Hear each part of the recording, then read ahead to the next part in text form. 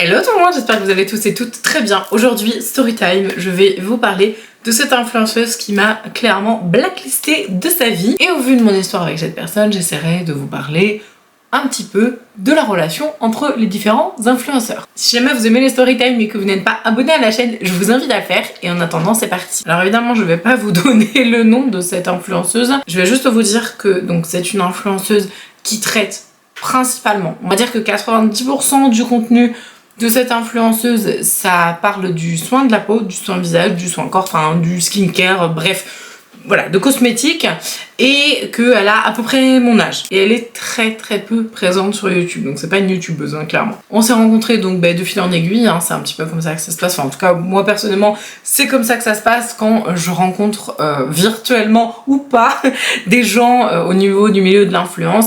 Voilà, c'est parce que je vais adorer leur compte, je vais m'abonner, enfin voilà, en règle générale c'est parce que je m'abonne, ou alors parce qu'il y a un lien, je sais pas moi, un event ou quelque chose, et là dans ce cas là en effet tu rencontres la personne en direct live, ce qui est notamment a été le cas avec, je sais pas si vous la connaissez mais elle est incroyable, c'est pas du tout de elle dont je parle dans la vidéo, mais je sais pas si vous connaissez Anna Decade, je vous remettrai son Insta juste là, elle est géniale, franchement allez suivre cette femme, déjà elle est trop belle, enfin bref, trop mignonne, elle fait des outfits de ouf, j'adore son contenu, et elle du coup je l'ai rencontrée en vrai à un event, et donc après j'ai été découvrir son contenu etc, que je connaissais un petit peu mais pas beaucoup, et vraiment c'est une pépite cette femme. Bref, donc rien à voir, mais en fait en gros c'est pour vous mettre un peu dans le contexte de comment est-ce qu'on peut rencontrer d'autres créateurs de contenu. Alors je suis habillée hein, mais en fait ma blouse fait que de tomber, alors du coup vous m'excuserez, des fois je la remonte un peu toutes mes excuses. Je l'avais rencontrée un petit peu par la force des choses, en découvrant son contenu etc, en discutant avec elle, et de fil en aiguille des affinités se créent, et il y a des gens avec lesquels tu peux facilement te lier, le courant passe très bien. Et puis vraiment tu te dis ah ouais c'est vraiment des amis, ça commence à devenir des gens auxquels je vais m'attacher vraiment profondément, et moi je suis une personne, c'est pas bien, faudrait pas que je sois comme ça, mais je suis une personne qui m'attache hyper vite, je m'attache très vite aux gens, je vais donner XXL, je vais vraiment donner tout mon temps, dit comme ça fait un peu bizarre, mais en gros quand je découvre une personne et que vraiment je commence à me lier avec cette personne, et j'ai tout de suite en fait comment dire, le don facile, voilà, la générosité facile. Alors c'est une qualité mais clairement c'est aussi un défaut, hein, parce que je me fais beaucoup arnaquer par la suite. Voilà, alors pour info, mon mari qui a un pif, je sais pas comment il fait, hein, c'est un truc de ouf. Il a, je sais pas, il doit avoir un 6e sens, il a un don, je pense honnêtement. Il a le pif, à chaque fois il me dit, cette personne-là, je la sens pas. À chaque fois, il ne s'est jamais trompé. À chaque fois, ça s'avère vrai. C'est-à-dire qu'à chaque fois il me dit, ouais tiens, elle ou lui, il est un peu space. J'ai pas vraiment confiance, je pense que tu devrais faire attention, te méfier, machin. Et vraiment, c'est incroyable le pif qu'il a comme ça, enfin je dis le pif, mais vraiment il a un ressenti extrêmement réaliste. Des fois, je me mets une espèce de barrière en mode mais non, n'importe quoi. Et donc il m'avait prévenu pour cette influenceuse-là. Il m'avait dit, non, vraiment, fais attention, marche sur des œufs, on sait jamais, je la sens pas. Bon, voilà, clairement, il avait raison.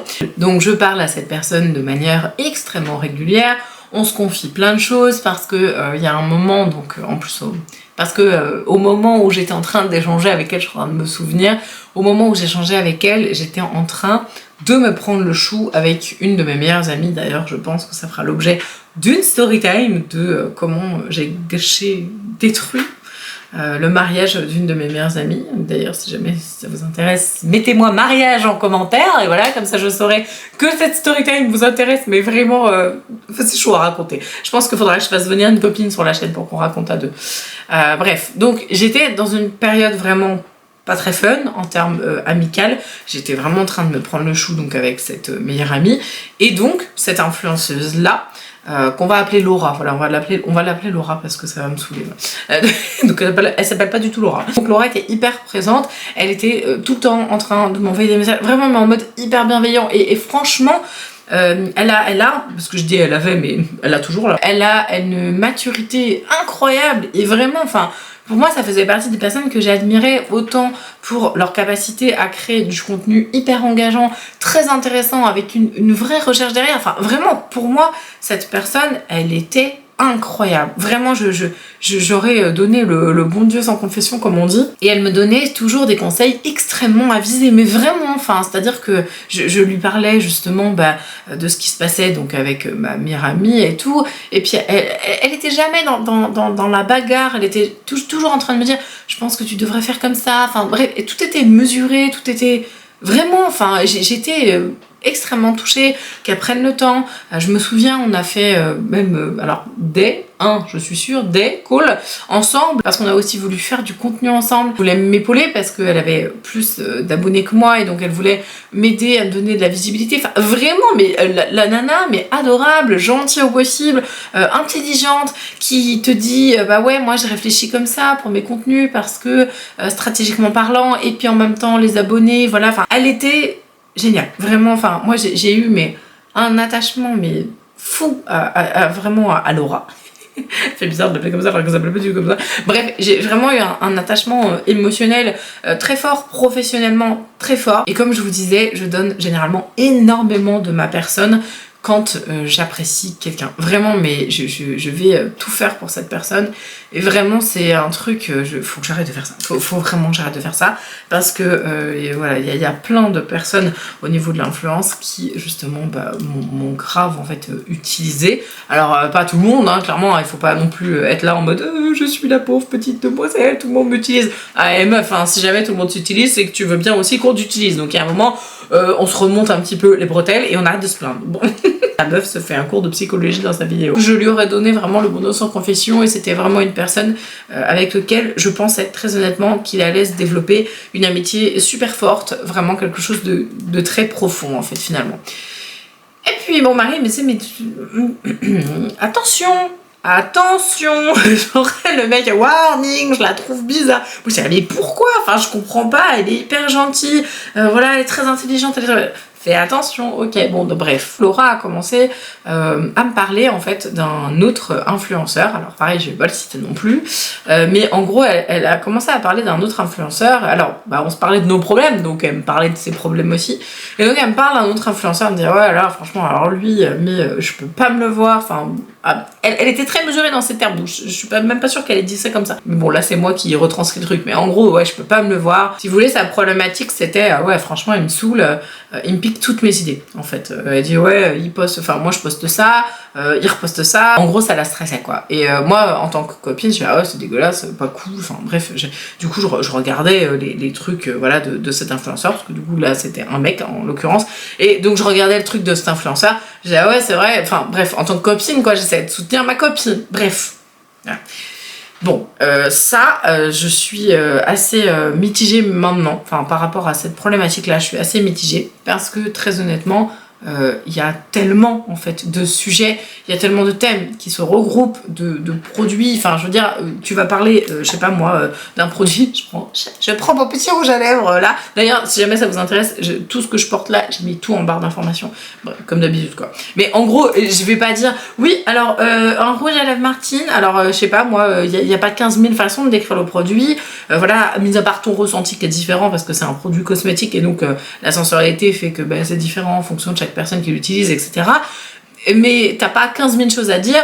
Au niveau de la formule, c'est la même, c'est-à-dire que là, du coup, en l'occurrence, c'était un influenceur aussi qui parlait de soins de la peau. Et là, pour le coup, la formule, c'était la même. Enfin, je veux dire, tu peux débattre de plein de choses sur le skincare, mais on va dire que ça se regroupe quand même relativement souvent. Donc, je suis quand même assez dubitative par rapport à ça, parce que j'ai une copine, là qui est vraiment une très très bonne copine. Sarah, si jamais tu passes par là, je t'embrasse, je te fais des millions de bisous. Franchement, si vous connaissez pas, Sarah Vigès, franchement, allez la découvrir, elle est géniale. Je vous remets son Insta juste là, c'est une pépite cette femme, c'est une de mes plus belles rencontres vraiment sur les réseaux, avec Aurélie aussi que je vous mets là, mais Aurélie elle est sur YouTube, je l'adore, enfin bref, franchement ces deux filles là, allez les suivre, ce sont des amours. C'est bien parce que du coup ça me permet de faire des petits shares the love en même temps, comme ça je partage un petit peu les comptes que j'adore.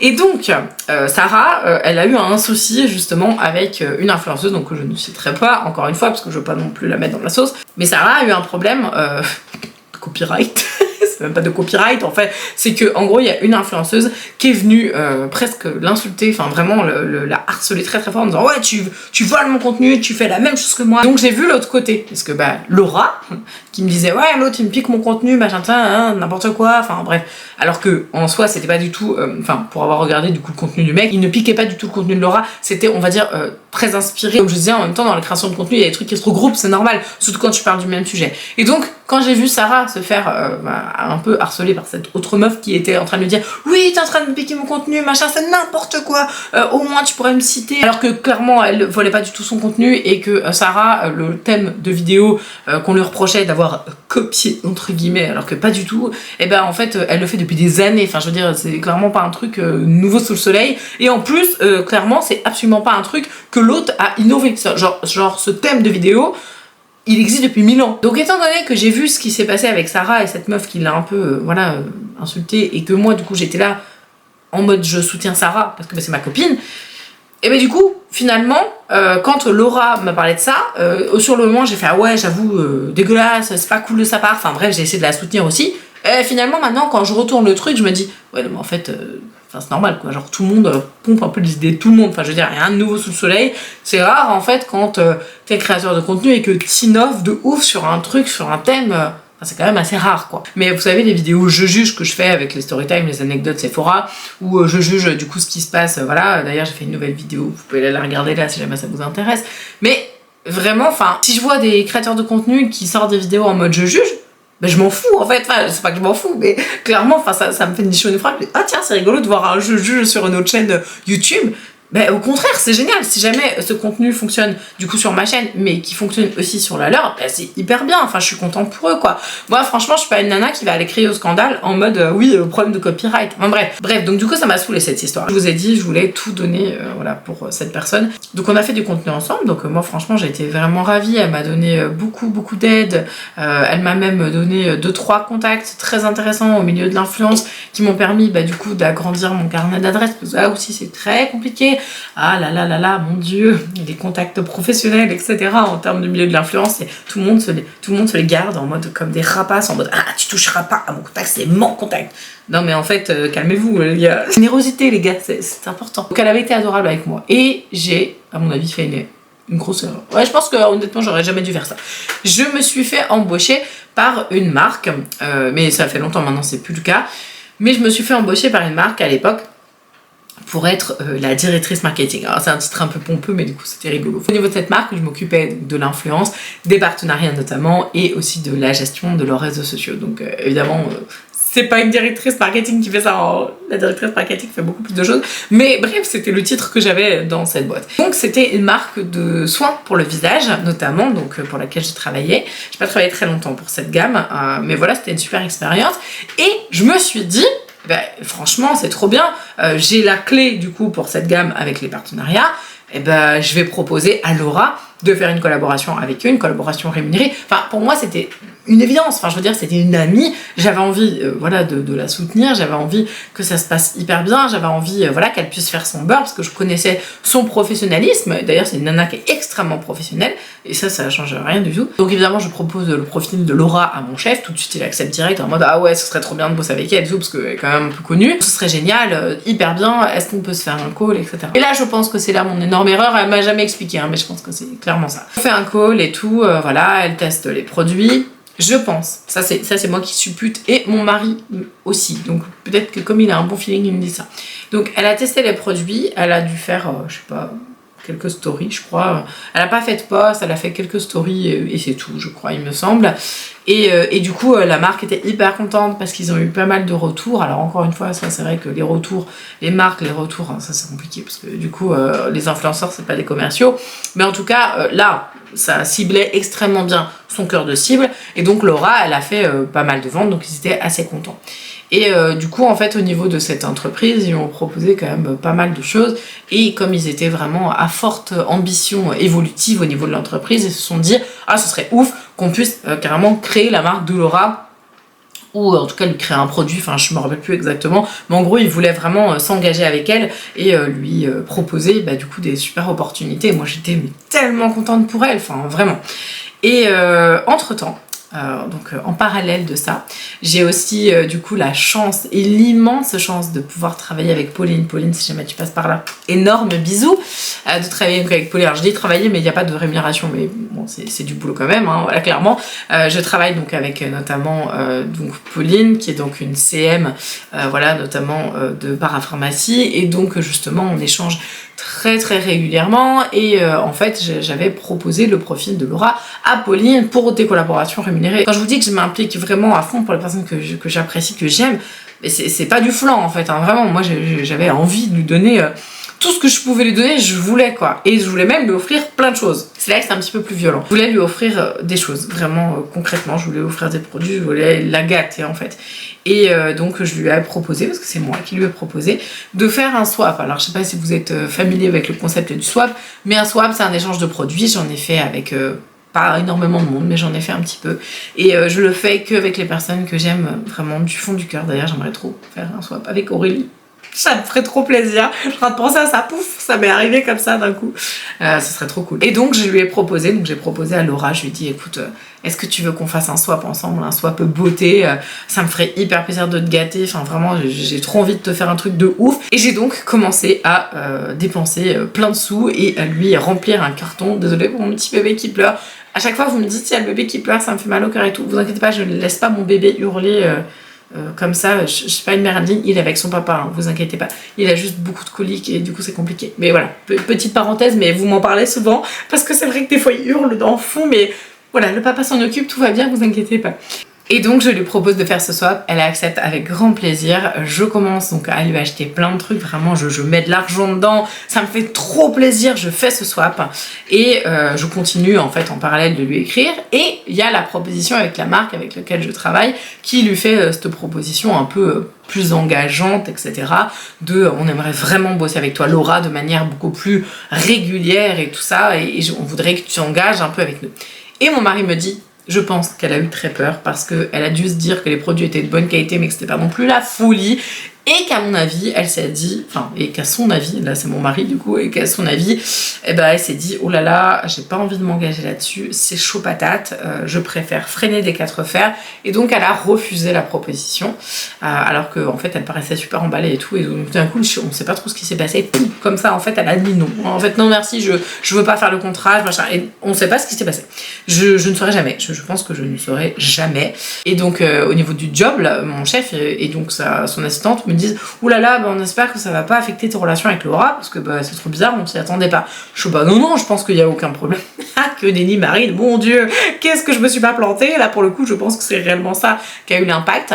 Et donc cette demoiselle, je lui écrivais donc sur WhatsApp, et en fait elle mettait de plus en plus de temps à me répondre, et jusqu'au jour où elle ne me répondait plus du tout. À chaque fois, je suis super occupée, alors qu'avant on s'écrivait tous les jours, vraiment. Et donc plus le temps passait, j'écrivais en fait pour savoir comment elle allait, pour savoir machin, et elle était toujours occupée, et machin, je te répondrai plus tard, machin, nanana. Donc moi, le temps passe, les mois passent, je lui souhaite la bonne année, enfin bref, en gros les années passent, j'ai plus de réponse, voilà, je commence à lui dire, je suis triste, qu'est-ce qui t'arrive, enfin pourquoi tu ne m'écris plus, enfin... Voilà, puis en plus elle lisait même plus mes messages, enfin bref, ou elle les lisait mais elle me répondait plus, ou des fois elle les lisait même plus, enfin bref, vraiment, le détachement violent et la tristesse en fait m'envahit énormément, parce que j'ai commencé en fait à lui faire un carton de swap, un carton énorme avec plein de trucs que j'ai acheté exprès pour elle. Et en fait, je me rends compte que je suis mais tellement triste de me dire que je pourrais jamais lui envoyer ça, enfin... J'ai mis tout mon cœur dedans, je comprends pas ce qui se passe. Vraiment, je fais la meuf qui se plaint, mais vraiment, pour le coup, j'ai absolument rien capté. Donc, un jour, j'ai décidé d'arrêter de lui écrire, j'ai décidé de prendre ce carton de swap. J'étais en larmes, je vous avoue, vraiment, j'ai pleuré toutes les larmes de mon corps parce que j'ai pas compris. J'ai pas compris ce qui s'était passé dans sa tête, j'ai pas compris ce que j'avais fait, vraiment, j'ai pas compris. Et en fait, je lui avais fait plusieurs propositions. Donc il y avait la proposition où elle avait dit non clairement. Il y avait la proposition donc avec Pauline, voilà, de la parapharmacie. Pareil, je lui avais proposé son profil. Je lui avais dit franchement, appelle Laura, tu vas faire des super trucs avec elle et tout.